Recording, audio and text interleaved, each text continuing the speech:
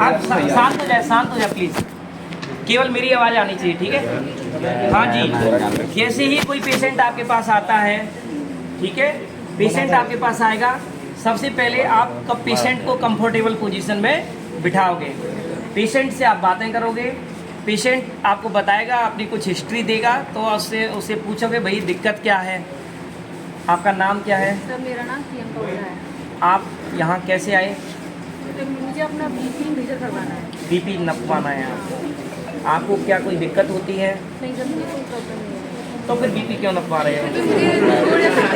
पसीना ज़्यादा आता है। टेस्टिंग या फिर मैं जो है असेसमेंट करवाना चाहती हूँ, मैं फिट हूँ या नहीं, ठीक है। और सर अभी मुझे डॉक्टर ने बोला है नपवाने के लिए, तो मैं आपके पास आ गई, उन्होंने बोला कि वहाँ पे उनके पास चले जाइए, वो बीपी नाप देंगे, ठीक है। अभी आप आए हो सिर्फ within half an hour past, क्या आपने कोई चाय कॉफ़ी या कोई कोल्ड ड्रिंक या स्मोकिंग वगैरह कुछ किया है? सर मैंने नॉर्मल ऑर्डर किया है।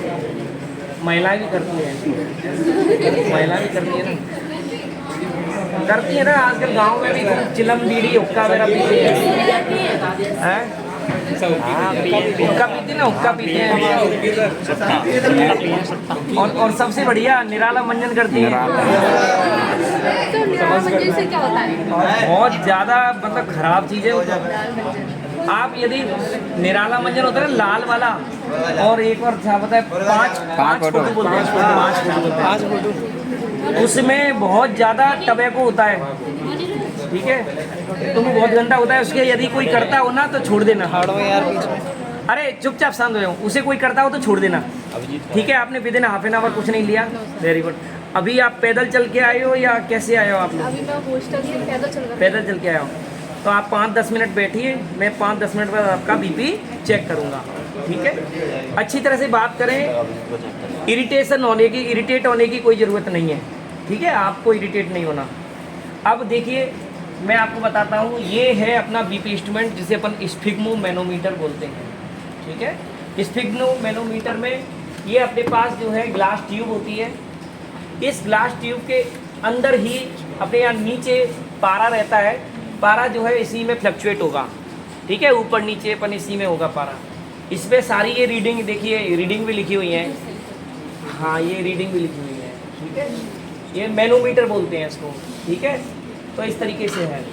और देखिए फिर ये जैसे ही अपन इसको खोलेंगे, इसके बाद इसमें ऑन ऑफ का बटन रहता है या नीचे, ये दिख रहा है ना आप लोगों को, ये वाला अभी ये ऑफ में है, ये देखिए ये वाला, ये अभी ऑफ है, ठीक है। सबको दिख रहा है क्या? लड़कों देखो, गर्ल बॉयज पीछे दिख रहा है ना सभी को? बॉयज औरत को नहीं दिख रहा, सब आ। ये देखिए अभी ये ऑफ है, अब ये मैंने ऑन कर दिया, ठीक है। अब ये मैंने ऑन कर दिया। पेशेंट का बीपी लेने से पहले मैं अपनी सारी चीज़ें पहले चेक कर लूँ कि मैं बीपी चेक करने जिन इंस्ट्रूमेंट से जा रहा हूँ वो मेरे इंस्ट्रूमेंट्स जो है वर्किंग कंडीशन में है या नहीं, ठीक है। अब मैं देखूंगा मेरा कहीं कांच की नली कहीं से टूटी फूटी तो नहीं है, ठीक है। दूसरी बात ये देखूंगा कि मेरी ट्यूब्स जो है प्रॉपर्ली जुड़ी हुई हैं या नहीं जुड़ी है। कभी कभार यहाँ से भी निकल जाती है ये ट्यूब, है ना, तो ये भी जुड़ी हुई होनी चाहिए। कभी कभार जैसे ये यहाँ से निकल जाती है ना, तो ये भी आपस में यूँ प्रॉपर्ली अटैच होनी चाहिए। ट्यूब्स कहीं से कटी फटी तो नहीं है, क्योंकि कटी फटी होगी तो एयर उसमें से पास आउट हो जाएगी, निकल जाएगी। मेरा जो इसके अंदर जो है ब्लैडर है और ये पूरा कफ कहलाता है, कफ और ब्लैडर ये भी सही होना चाहिए। अंदर जो कफ है ये मतलब ब्लैडर है वो फटा नहीं होना चाहिए, क्योंकि उसमें से भी हवा बाहर निकलेगी, ठीक है। फिर ये यहाँ से ये जुड़ा होना चाहिए, ये भी प्रॉपर्ली जुड़ा हुआ है, ठीक है। ये जो है स्क्रू है, इसको मैं ऑन ऑफ कर सकता हूँ। अगर मैं इसको बंद कर दिया, स्क्रू टाइट कर दिया, तो अब अपन इसमें पंप करेंगे जब वाल्व से एयर, तो इसमें अंदर एयर जाएगी और ये जो है पारा ऊपर की तरफ कांच में चढ़ेगा, ठीक है। और जैसे ही मैं इसको स्क्रू को ढीला कर दूंगा, ये लूज कर दिया, तो फिर ये जो पारा है वो ऊपर से नीचे की तरफ आ जाएगा, यानी कि डिफ्लेट हो जाएगा। इन्फ्लेट ऊपर चढ़ना, डिफ्लेट मतलब नीचे उतरना, ठीक है, इस तरीके से हो जाएगा। अब ये मेरा जो है क्या है, स्टेथोस्कोप। स्टेथोस्कोप को पार्ट्स जो तो मैंने बता दिया, ये बेल है, ये डायफ्राम है, ये ट्यूब है, ये बाइन्यूरल है, बाइन्यूरल स्प्रिंग्स होती है इसमें, और ये ईयर लोब्स होते हैं। ठीक है, अब ये भी ऑन ऑफ होता है। अब देखिए मैं ऑफ हो गया, ऑन हो गया, देखो आप इसको टच करके ऐसे घुमा के देखो, हो रहा है ना, ये ऑन ऑफ है। अब यहाँ से तो अभी आपको पता नहीं चल रहा कि ऑन हुआ कि ऑफ हुआ, लेकिन इसे आप जैसे ही कान में लगाएंगे ना, तो आप इस पर थोड़ा सा ये टैप करोगे, है ना, तो आवाज़ आएगी, ज़्यादा साउंड आएगी। ठीक है, तो इसको मैं भैया ये मैंने लगा के रख लिया। हाँ जी, अब आप सही हो? Normally sir. बिल्कुल, बहुत बढ़िया, शाबाश। अब मैं सबसे पहले क्या करूँगा, देखिए मैं आपका बीपी नापने जा रहा हूँ। ठीक है, आपको घबराने की आवश्यकता नहीं है, ये पेनफुल प्रोसीजर नहीं होता है, आपको बिल्कुल भी दिक्कत नहीं आएगी। थोड़ा सा यहाँ पे बाजू में ऐसा लगेगा टाइट सा। ठीक है, आप हाथ को बिल्कुल इस तरीके से, अब ये देखिए मैं इसको कहाँ पे बांध रहा हूँ, ये जो एल्बो है उससे थोड़ा सा 2 उंगल ऊपर, या 1 इंच या 2.5 सेंटीमीटर, 2.5 सेंटीमीटर इस तरीके से। यहाँ पे थोड़ा बांध पकड़ लेना इधर से, है ना, ये मैंने बांध दिया। ये जो मैनोमीटर है ये मेरी आंखों की जस्ट सामने आएगा, और ये जो है इसके हार्ट लेवल में आ रहा है कि नहीं आ रहा, आ रहा है ना, हार्ट लेवल पे आ रहा है। ठीक है, और ये जो है ट्यूब्स ये आगे की तरफ होना चाहिए, इस तरीके से आगे आ रही है। अब मैं क्या करूँगा, इसको स्क्रू को टाइट कर लूँगा। स्क्रू को टाइट करके अब देखिए अपन बीपी 2 तरीके से ले सकते हैं। नंबर 1 पाल्पेटरी मेथड, और नंबर 2 ऑस्कल्टेटरी मेथड। पाल्पेटरी मेथड के जब मैं बीपी लूँगा, सबसे पहले मैं क्या करूँगा, यहाँ पे इनकी जो रेडियल आर्टरी से पल्स महसूस करूँगा, है ना, तो मुझे पल्स जो है इनकी महसूस हो रही हैं। अब मैं क्या करूँगा, इसको इन्फ्लेट करूँगा इसमें। देखिए पारा ऊपर चढ़ रहा है, क्या चढ़ रहा है ना, अब ये 180 से एबव चला गया ना। अब देखो मुझे इनकी पल्स महसूस नहीं हो रही, है ना। अब मैं धीरे धीरे डिफ्लेट करूँगा, स्क्रू को थोड़ा ढीला करूँगा, तो देखिए अब मैंने ढीला किया, अब देखो ये नीचे जा रहा है पारा, एकदम से नीचे गिरा, एकदम से, तो थोड़ा सा ध्यान रखें, एकदम से नहीं जाना चाहिए, है ना। 100 आ रहा है, हंसो मत, बातें मत करो, बातें नहीं, ऑसिलेशन हो रहा है, देखो यहाँ पे हो रहा है ऑसिलेशन।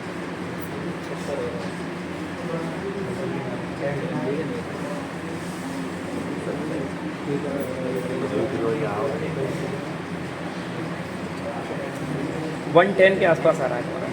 ठीक है, ये 110 के आसपास आ रहा है इसका। अब इसके द्वारा मुझे जो यहाँ पे इसी पल्स महसूस हो गई, तो ये है सिस्टोलिक बीपी। पाल्पेटरी मेथड के द्वारा हम केवल सिस्टोलिक बीपी ही नाप सकते हैं। अब मैं क्या करूँगा, इसका डायस्टोलिक बीपी नापना है, तो मैं सबसे पहले ईयर लोब्स को लगाऊंगा भाई। अब मैं देख लूँ, ऑन है ये, ठीक है।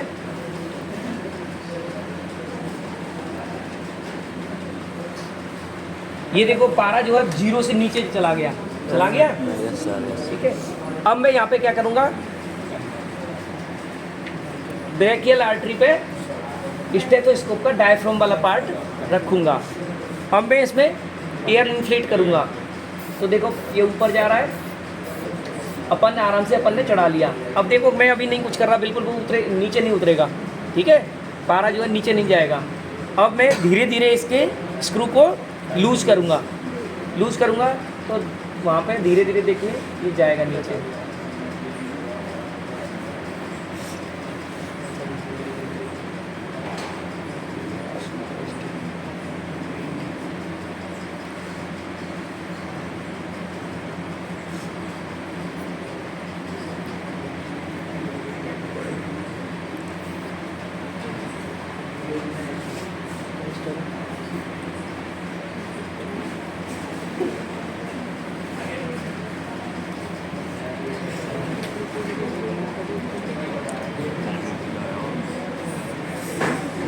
इनका आ रहा है 120/90, जब मैंने इससे देखा तो आ रहा है 120/90, यानी नीचे का हल्का सा इसे थोड़ा सा ज़्यादा सा लग रहा है, 90 करीब आ रहा है। अंकल खतरा है कोई खतरा नहीं है, ये नॉर्मल 120/90 आ रहा है।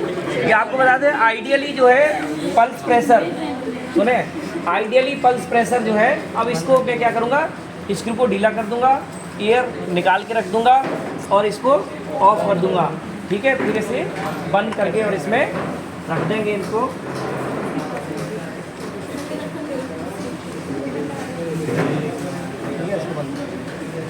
इनका ये बता दिया 120/90 और बीपी लिख दिया, ठीक है। ये सर कंप्लीट, उसको मैंने ऑफ कर दिया।